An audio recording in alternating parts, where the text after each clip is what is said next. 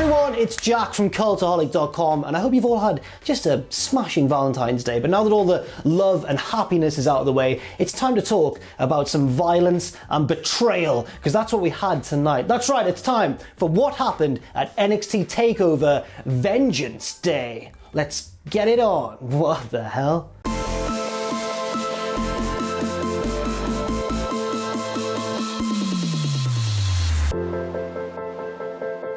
No matches to report on the pre-show, but we did see the debut of a bit of a North American star outside of WWE, primarily from Impact Wrestling. Because during a link between two of the video packages, the hosts of the kickoff show were interrupted by none other than Eli Drake. Fans of Impact, as I mentioned, will especially know who he is and will especially recognise his excellent promo skills. He showed that off a little bit, trash talking, basically saying, I am here. And the thing that got everybody talking was his new NXT name, which is not Eli Drake, it's LA Knight, which sounds a little bit cheesy, obviously quite pun-worthy, but at the same time, it's bold, it's brash, it's cocky. I think it fits him pretty well. And it'll be very interesting to see what he does in the future. But now on to the main portion of the show. And the first thing to report here, before any of the matches, was NXT's use of the elevated ramp in sort of classic WCW style, one which has kind of inspired AEW as well in recent times, but not typically something we'd associate with WWE. And that will come into play midway through the first match of the night, which was the final of the Women's Dusty Classic. It's Dakota Kai and Raquel González taking on Shotzi, Blackheart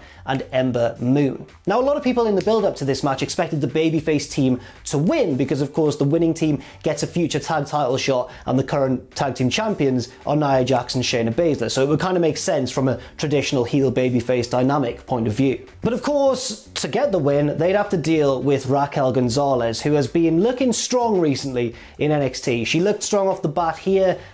Basically, both of the babyfaces were utilising really good teamwork. They were wrestling almost in a more controlled, cutting off the ring, heelish fashion to try and isolate one member or the other of the heel team. It was unusual to see, but of course they weren't cheating, they were just trying to use effective teamwork. But their efforts to kind of nullify Raquel González kind of aren't working at the moment in the match. She's always on hand to tip the momentum back in her team's favour. So Shotzi Blackheart gets on the apron, leaps off it, and Raquel just catches her on the outside and slams her into one of those crowd panels. The heels now have the advantage. It's 2-on-1 on Ember Moon back in the ring, but Ember manages to use her evasiveness, allowing Raquel to accidentally clock Dakota Kai, not once, but twice, perhaps making us all think, ooh, are they going to turn on each other now, especially with rumours of possibly a Raquel González singles push in the near future. It would make sense, but they actually don't turn on each other in this match. It might be something for the future, perhaps. Ember manages to hit the Eclipse on Raquel González, but Dakota distracts the referee for long enough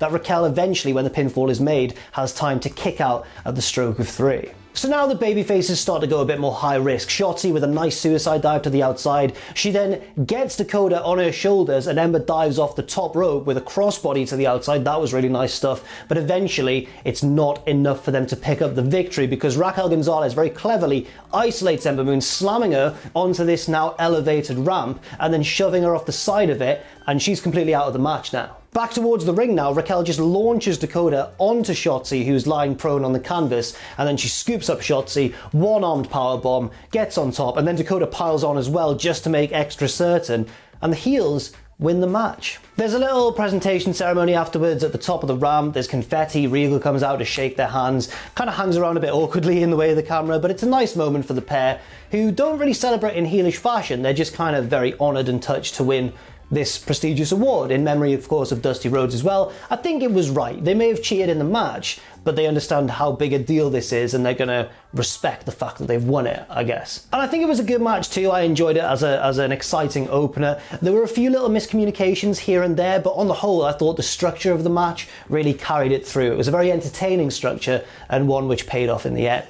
Now on to the first title match of the night, the North American Championship match with Johnny Gargano defending his belt against Kushida. Kushida makes his entrance. We cut backstage to kind of guerrilla sort of area where all of the way Gargano's stable are kind of dancing in a huddle going like, yeah, we're going to win, we're going to do it. And then they all head off towards the ring and Austin Theory's lingering at the back of the group and gets dragged off screen by a shadowy figure. Surely it's Dexter Lumis. So then the rest of the way, the 3 remaining members get out onto the top of the stage and they're all like, yeah, we're the way. And then Gargano realizes, hang on, Where's Austin Theory? And he gets Candice and Indy to go back and look for him, and basically he's all on his own in this match. He can't rely on heelishness from other members of his stable. This match is really smooth. It's a really smooth match, and generally worked at quite a high pace and a high intensity, despite being one of the longer matches of the night. Both men, there's a lot of mat wrestling early on, and both men are excellent at that. They both go for their signature submissions as well. Kushida going for the hoverboard lock, Gargano going for the Gargano escape. Kushida gets the hoverboard lock locked in, but Gargano scuttles quickly to the ropes, and they have a little bit of a break, and it's like, ooh, they're very evenly matched. They then start really focusing on each other's arms, softening them up for eventual submission attempts, of course. Gargano gets the upper hand briefly and steals Kushida's taunt. Oh, you despicable man. But then Kushida gets back into the match because Gargano goes for his spear through the middle ropes from the apron. Kushida catches him, and it's a nice chicken wing suplex, a move that he goes for various times in this match to continue working the arm of Johnny. There's more desperate submission attempts and exchanges before both men rise to their feet, clock each other with simultaneous big right hands, and both are down and out for now. They both rise back to their feet. Kushida goes way up the ramp, comes running all the way back down, kicks Johnny Gargano's arm. He's still selling the arm, of course. Kushida springboards into the ring, and Gargano catches him in the Gargano escape. It looks like Kushida's in trouble, but he very slowly, very painfully transitions into the hoverboard lock, and now Gargano has to escape from that move, and he does so. They both rise to their feet, and then it just all starts kicking off. Super kick from Johnny, big right hand from Kushida, both men unloading with their signature moves. Kushida gets the upper hand, he drags Gargano up to the very top rope and hits his big floating kind of armbar into the hoverboard lock from the top rope. It looks fantastic, and Gargano looks in real trouble. He almost taps several times. It's very, very convincing, but finally manages to just about make the ropes. And then the turning point of the match, Gargano leaps over the top rope and hits one final beat on Kushida onto the elevated ramp. Kushida gets rolled back into the ring, rises slowly to his feet. He's still swinging at Johnny, he's still fighting, he's still a very valiant challenger, but Johnny leaps back in, one final beat again on the inside of the ring, and that's enough to pick up the win. Now, to my surprise, I checked Twitter after this match and I saw a lot of people debating over whether it was a good match or not. I absolutely loved it. I thought it was fantastic. It avoided the major criticism of a lot of Gargano's matches in NXT, which is that it's a kick-out fest, just both men kicking out all the time. This match wasn't that at all. It was a submission-based struggle quite a lot of the time, and then it escalated, but there were no unrealistic kickouts or anything like that. I did see some people complaining that, Kushida spent ages working Johnny's arm and then he used the one final beat, which requires use of the arm twice to end the match, but he didn't get back up and hit the second one straight away. There was a big struggle involved both times, so I can accept that too. One thing that I do understand is people saying, well, maybe Kushida should have won. I do understand that, and I get that point of view, but I think they're quite clearly building up Dexter Lumis to challenge Gargano for the North American title next, especially with the Austin Theory stuff right at the start of this match. So I can accept that too. I had no problems with this at all. That's just my opinion, of course, but I thought it was absolutely superb. And now on to another excellent match, again one of the strongest matches of the night, the men's Dusty Classic final between MSK and those grizzled young vets. And MSK as the babyface team get this thing started off in high octane fashion with their mixture of entertaining and fun offense, including a bloody Bronco Buster, those cheeky lads. There are a few high-flying double team moves as well. They would escalate towards the end of the match, of course, but they do a few early until Zach Gibson stops the fun with a big clothesline, and stopping the fun is kind of his speciality, isn't it? In fact, I forgot to mention, he cut a big classic Zach Gibson promo at the start of this match, promising that soon his team would win the Dusty Classic trophy or whatever. I think that was pretty good, to be fair to me. There is a long heat segment from both Zach Gibson and James Drake on Nash Carter of MSK. They do a lot of double teamy, almost revival-esque kind of stuff, but eventually, of course, he gets the hot tag to Wesley. He comes in and just runs absolutely wild. Both of the heels bail to the outside, and he just runs across the ring. Huge swanton over the corner of the ring, doesn't use the ropes for assistance or anything, and crashes down very nicely onto both men. An astonishing move, one of the high points of the match for certain. They get back in the ring, and Nash Carter, after that very long heat segment, has Zach Gibson exactly where he wants him, and he screams at him and he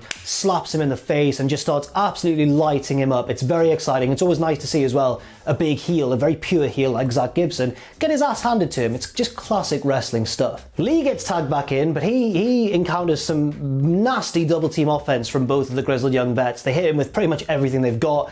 and he manages to kick out, and I'm like, whoa, I really wasn't expecting that. Now it's MSK's turn to hit James Drake with everything they've got, and they do so, and then he kicks out at 2, and again I'm like, wow, that's a pair of very unlikely kickouts, but it's all good because the match is really fun and I don't want to see it end. The Grizzled Young Vets then isolate Wesley on the outside and hit him with a nice suicide dive doomsday device combo. It looks terrifying, he takes it very well, and he's completely out of there for the time being. They get back in the ring and just beat down Nash Carter. They're really taking advantage of the 2-on-1 situation. They hook him up for the ticket to, it's not a ticket to ride, that's when it's only Zach Gibson. What's it called again? Let me check my notes. The ticket to mayhem. They almost hit the ticket to mayhem, which would surely be the end of the match, but Wesley gets in the nick of time, saves the day, and then he and Carter both hit big stereo super kicks and take control of the match. Gibson gets thrown out the ring, a big double team finisher on James Drake, and MSK make the cover and win the Dusty Classic. What a debut few months, or even maybe less time than that, it has been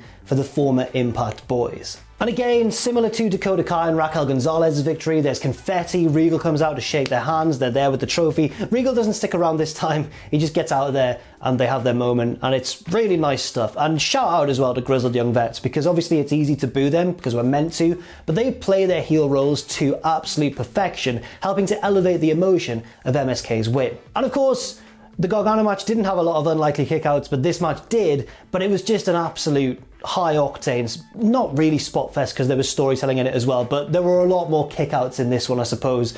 And I can accept that, I think, because it wasn't throughout the show, it was just in one match really, and it worked, you know. I feel like it really helped keep the match fun and fast paced, and I thought it was absolutely excellent. Now before the next match, obviously if you haven't been watching NXT, you won't know that Cameron Grimes invested in GameStop and is now rich beyond his wildest dreams. So we get a little music video featuring a rap from Josiah Williams, of course, and it's all just Cameron Grimes dancing around in his new mansion, just throwing cash everywhere. I'm a fan of this gimmick, I'm excited to see where it goes. I just really like Cameron Grimes as the new rich heel. I think it's a stroke of genius, and I'm really excited to see what he does next. Next up, the penultimate match of the night, Io Shirai defending her NXT Women's Championship in triple threat action against Mercedes Martinez and Toni Storm. And Mercedes Martinez wastes no time getting this underway, jumping Io as the ring announcer is making her announcements to start this match, and she's forced to get out of there, and the bell rings and we're underway straight away. And even though all three women get their periods of dominance, I think it's Mercedes Martinez who really has the best of the opening half of this match. At one point she catches a moonsault or evades it from Io Shirai on the outside, turns around and just knocks her into the empty section of the crowd. When all three are back in the ring a little bit later on, there's a three-way submission kind of thing, and again it's Mercedes Martinez very much on top of things, although neither of her opponents tap out. They all brawl to the outside, and this is where the big unfortunate moment of the whole night occurs, because Toni Storm clears the announce table for presumably a big spot at some point, and as she's clearing it, it just collapses, and it's like, no. Fair play to all three women for not letting them, you know, be too distracted by this unfortunate incident.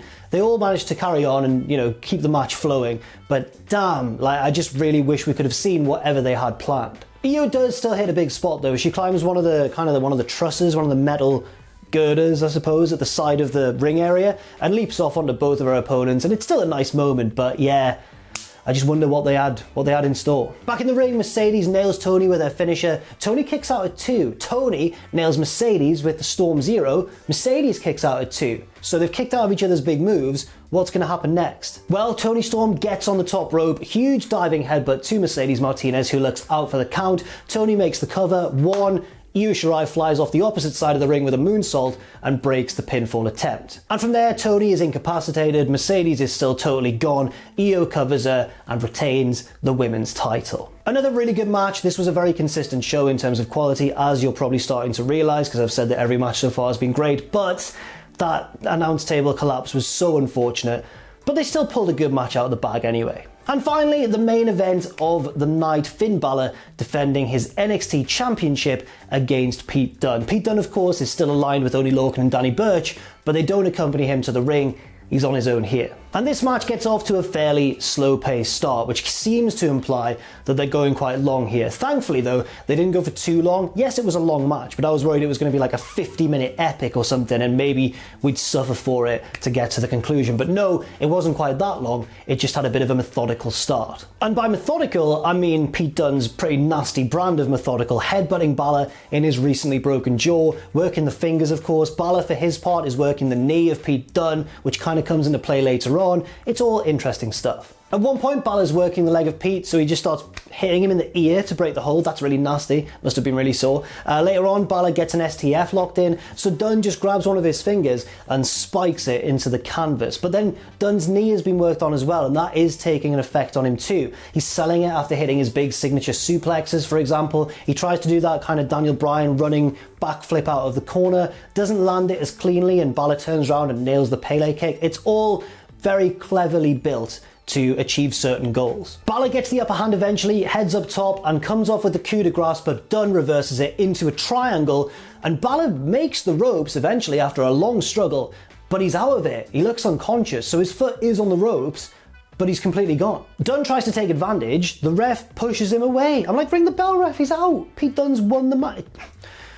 Pete Dunne got screwed here, and I'm annoyed for the sake of England and the fact that we've never held an NXT championship actually. But no, it turns out I'm wrong because Bálor is still barely awake. Obviously Pete Dunne goes to hit the bitter end, Bálor reverses it into an abdominal stretch, so Dunne just breaks his fingers. Dunne then does something I don't think I've really seen before, where he grabs Bálor from behind and grabs his own arm through Balor's own legs and kind of low blows Bálor but with his own arm, so it's fair, and then he wheels him around, hits him with the bitter end, 1-2, very near fall, but Bálor just kicks out. A little bit later on, Dunne goes for the bitter end again, but Bálor reverses it into an inverted 1916. I think it's his inverted version of the move, but it only gets 2. And not just that, but Peter has managed to regain finger control throughout the move. This is a new take on Kazuchika Okada's wrist control, and I'm all here for it. Dunne breaks the fingers on Balor's other hand, but he's still too weak to get to his feet, so Bálor just stomps him and then takes out his mouth guard and throws it out of the ring.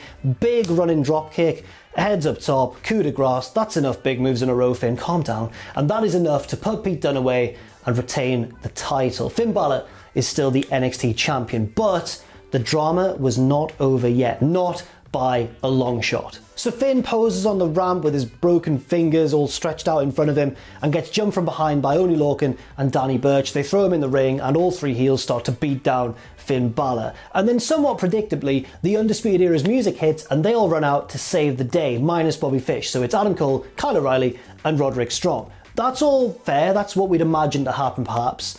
But this is what happens next. They chase off the heels, Lorcan, Burch and Dunne all head to the back, and they help up Bálor, O'Reilly specifically because he's teamed with Finn and he's got a bit of a relationship with him now. They've got respect for each other from their great battles over the NXT title.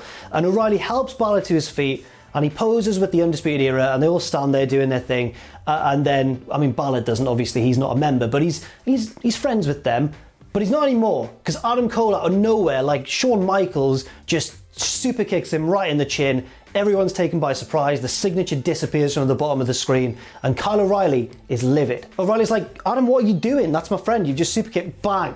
O'Reilly gets super kicked as well by Adam Cole. And at first, when Adam Cole super kicked Bálor, I was like, yes, this is going to be awesome. And then he super kicked Kyle O'Reilly, and I was like, no, that's probably the end of the Undisputed Era, isn't it? Cole leaves, Roderick Strong is conflicted, O'Reilly and Bálor are down in the middle of the ring, and I don't know what's going to happen next. But I'm all here for it. It's an awesome development and I can't wait to see what happens in the future. So that was it for NXT TakeOver Vengeance Day. Do let me know what you thought of the show in the comment section down below. Personally, I think it's an early frontrunner for Show of the Year. A lot of great matches on it, great consistency pretty much all the way throughout. I just wish that announce table hadn't collapsed. Unfortunate for those women in the women's title match, but it was still a good one. And yeah, there were so many great performances on this show. And thank you very much for watching, of course. I've been Jack from Cultaholic. Stay safe out there, stay positive, and I'll see you very soon.